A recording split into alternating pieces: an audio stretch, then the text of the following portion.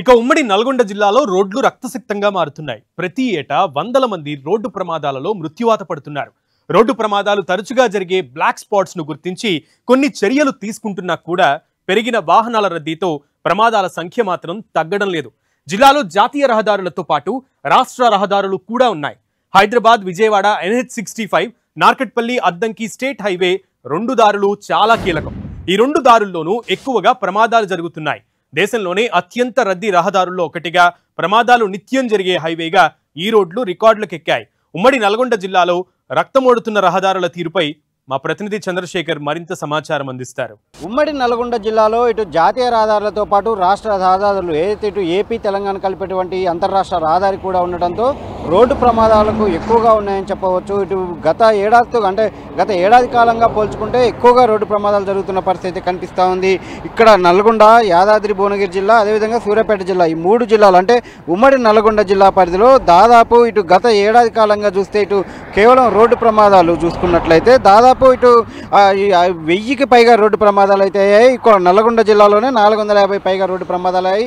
అదేవిధంగా సూర్యాపేట జిల్లాలో దాదాపు 300 రోడ్డు ప్రమాదాలు అయ్యాయి. ఇటు యాదాద్రి భువనగిరి జిల్లాలో దాదాపు 250 వరకు రోడ్డు ప్రమాదాలు అయ్యాయి. ఇటు బ్లాక్ స్పాట్స్ అనేది అంటే ఎక్కువగా ప్రమాదం జరిగేటువంటి పరిస్థితిని అంటే ప్లేసులని ఇటు బ్లాక్ స్పాట్స్గా గుర్తిస్తారు.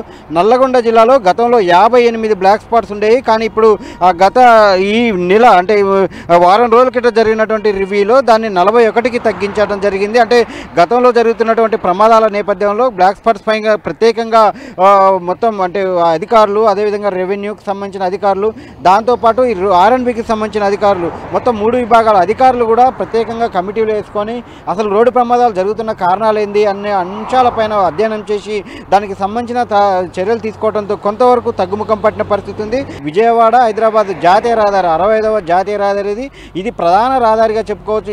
ఈ రహదారి పైన ఎక్కువగా ప్రమాదాలు జరుగుతూ ఉంటాయి. ఇక్కడ హైదరాబాద్ దాటిన నుంచి మొదలుకుంటే విజయవాడ వరకు కూడా అంటే దాదాపు ఇటు కోదాడ వరకు కూడా ఉమ్మడి నల్గొండ జిల్లా పరిధి వస్తుంది. అయితే మొత్తం జాతీయ రహదారి పైన ఇక్కడ నుంచి మొత్తం చూసుకున్నట్లయితే 17 ప్రాంతాల్లో అంటే హైదరాబాద్ నుంచి విజయవాడ వరకు మొత్తం ఈ మొత్తంలో కూడా 17 బ్లాక్ స్పాట్స్ గుర్తించారు.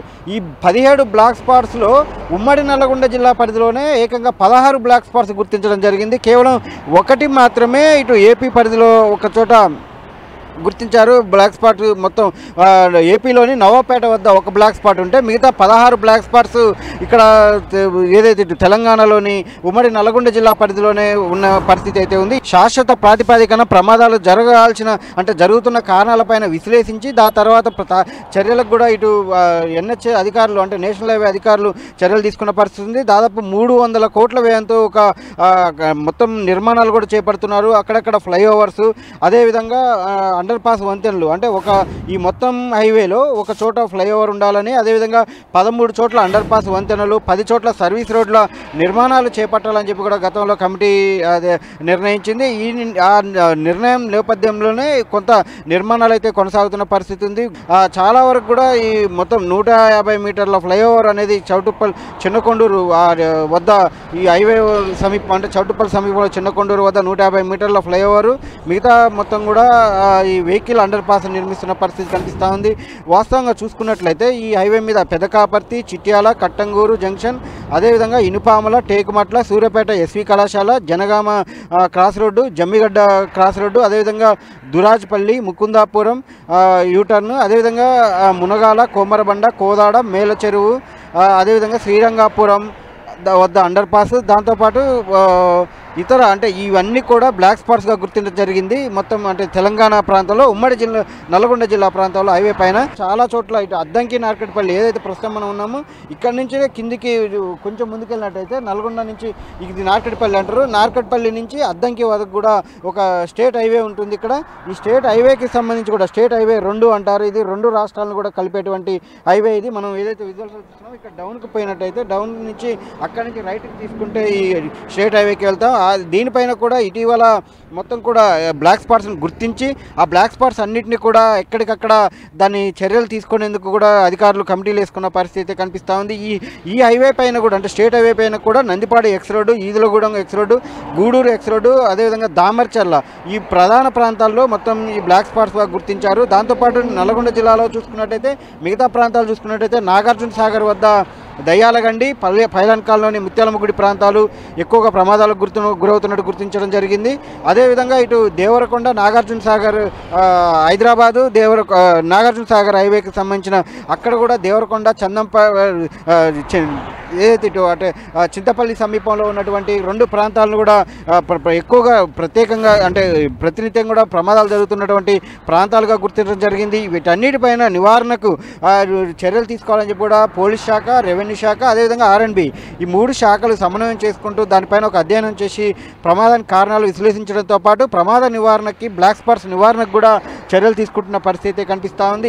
అదేవిధంగా ప్రమాదానికి కర్వ్స్, డేంజర్ కర్వ్స్ కూడా గుర్తించడం జరిగింది. ఆయా గుర్తించిన ప్రదేశాలలో అంటే బ్లాక్ స్పాట్స్ ఎక్కడైతే గుర్తించారో ఆ గుర్తించిన ప్రదేశాలలో వచ్చే ఏడాది వరకు కూడా ఈ బ్లాక్ స్పాట్స్ దగ్గర ప్రమాదాలని తగ్గించాలని చెప్పి కూడా అంటే గతంతో పోల్చుకుంటే వాస్తవానికి క్యాజువాలిటీస్ అనేది మాత్రం సంఖ్య చాలా తగ్గుతుంది. ప్రాణం కోల్పోయేటువంటి ఆ పరిస్థితి గతంలో చూస్తే 100ల వరకు కూడా ఉండేది ఒక సంవత్సరం డేటా తీసుకుంటే. కానీ ఈసారి మనం ఒక సంవత్సరం డేటా తీసుకుంటే దాదాపు ఇప్పుడు నల్గొండ జిల్లాలో ఈ ఏడాది ఇప్పటివరకు అందుతున్న డేటా ప్రకారం అయితే దాదాపు 45 మంది మాత్రం చనిపోయారు. అంటే గతంతో పోల్చుకుంటే కొంత సంఖ్య తగ్గింది.